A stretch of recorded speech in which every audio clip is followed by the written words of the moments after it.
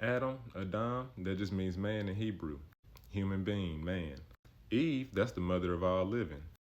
The serpent, the Nakash, the shining one, represents divination as well. So I hope you're keeping up. Adam, 100% human being. Eve, she's a human, but she's the mother of all living. The serpent, not a human. He's some type of divine being, literally translated as shining one, divination, a divine being. Now, why did God flood the earth? Because there was giants on the earth that the angels had made it with. What is this Adam and Eve story telling us? Man, Adam, had a child with woman, Eve. The Nakash, the serpent, well, he had seed as well, it turns out. Genesis 3:14, read along with me if you don't mind. And the Lord God said unto the serpent, because you have done this, you are cursed above all cattle, and above every beast of the field. Upon thy belly shalt thou go, and dust shall you eat all your days of life. And I will put enmity between you and the woman, between thy seed and her seed. And it shall bruise thy head, and thou shalt bruise his heel. Most people would agree that that's the first prophecy about Jesus.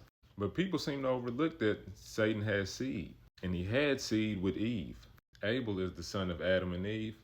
Cain is the son of the serpent and Eve. She is the mother of all living, Eve. This is why Yahushua said this: you are of your father, the devil, and the lust of your father you will do. He was a murderer from the beginning, and abode not in the truth, because there is no truth in him. When he speaketh a lie, he speaketh of his own, for he is a liar and the father of it, which is why Eve was able to be tricked, beguiled, which also means seduced. The serpent beguiled and seduced Eve, had Cain. Cain commits the first murder of the Bible. He was a murderer from the beginning. Serpent ain't murdered nobody. From the beginning, the first murderer was Cain, son of the serpent, and Eve, who was the mother of all living. Keep in mind, we don't get Eve's name until after the incident with her, Adam, and the serpent. She does not get the name Eve until everything goes down. God hands out his curses to the serpent, to man, and to Eve. And after he gets done handing out his punishment, Genesis chapter 3, verse 20, it says, and Adam called his wife's name Eve, because she was the mother of all living. Now this is where it gets real deep.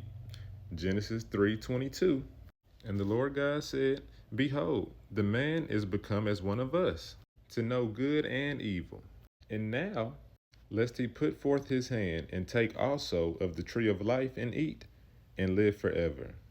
Now we know the serpent told them that if they ate from that tree, they would have the knowledge of good and evil and would become like gods. And the Most High confirmed it like, oh, y'all just ate from that tree. Y'all become like one of us. But see, the serpent, he only tell half truths. That knowledge that makes us like gods is the reason why we die physical death here on this planet. You see, God, he already made us in his image, but we were created as part of his creation to worship the creator. But once we got that intellect, like that supreme intellect to be able to create civilizations and systems and governments and things like that, where some people abuse other people. Some people have greater power than other people. Like every bit of how society is ran today, or even thousands of years ago, since the beginning, after this fall, we're using our human intellect, which is God-like, but we're not God, which is why we just mess everything up. God created everything for free that we could be able to live and live abundantly for. Yeah, we can't even get no water for free. We got to pay for apples and grapes and oranges.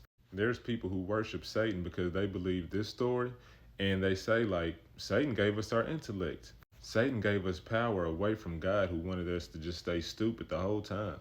But those people don't understand the true reality of it all. Satan's only goal is to get us to turn away from God. And the quickest way for us to do that is to believe we are the Most High God. Now, I do believe we are little gods with the little g, but it's only one big God with the big G. All caps. And this is why so many people end up finding Satan while they looking for God. They think the more wisdom, the more information they study, and the more books they read, they're going to get closer to God. But the whole time, Satan lies in the details. The devil is in the details. There's a lot of books out here that seem like good information that will help you, but it's a demonic energy behind it, and you'll eventually find yourself walking away from the Most High God, believing that you are the Most High God, falling for Satan's original trick. Like literally, we just fall for his trick. I'm recording on an iPhone right now. On the back of my phone, it's an apple with a bite out of it. They think these phones hold the knowledge for us to become gods, or at least that's what they want us to believe. And even crazier than that, a lot of people think our phones are like Ouija boards, and some of those demons and fallen angels are even active in our phones because we're looking at them with our eyes, and our eyes are the portals, windows to the soul.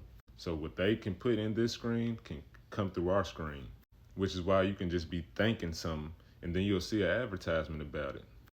Man, I can go on about this forever. If you want more about this topic, just comment, tell me part two or, something.